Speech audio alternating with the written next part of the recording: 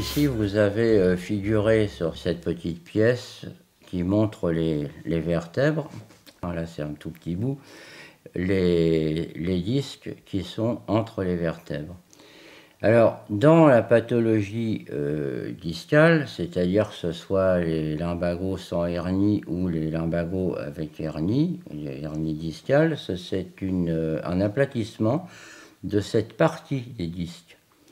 C'est-à-dire que quand le disque va se rétrécir, alors ici c'est très lâche à la sortie, mais c'est beaucoup plus serré que ça, c'est beaucoup plus ajusté que ça.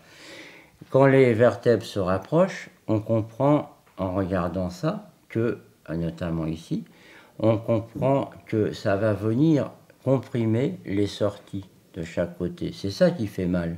C'est ça qui donne ces douleurs avec ces fameux trajets de sciatique qui sont de deux types selon la hauteur de la compression, c'est-à-dire selon les vertèbres qui sont impliquées. J'arrivais plus à marcher, j'avais une sciatique, c'était l'horreur. Et en plus, je faisais des thromboses.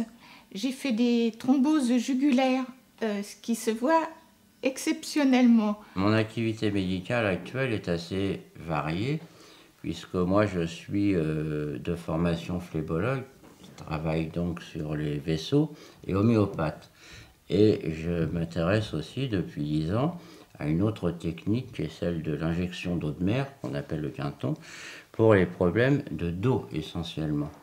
Bien qu'on va voir que ça puisse s'appliquer aussi à d'autres articulations que les articulations lombaires, dorsales et cervicales. Ah, c'était le miracle, je le créerai sur tous les toits et je le dis à tous les gens que je rencontre qui se plaignent de ceci ou de cela, je dis vous devriez essayer ça.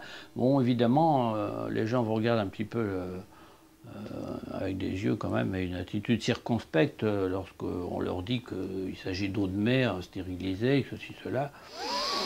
Bon, on sent tout de suite une prudence et un recul. Mais bon, je les plains de ne pas essayer. Je ne sais pas si ça peut guérir tout, mais dans ce cas très précis, c'était vraiment la chose à faire.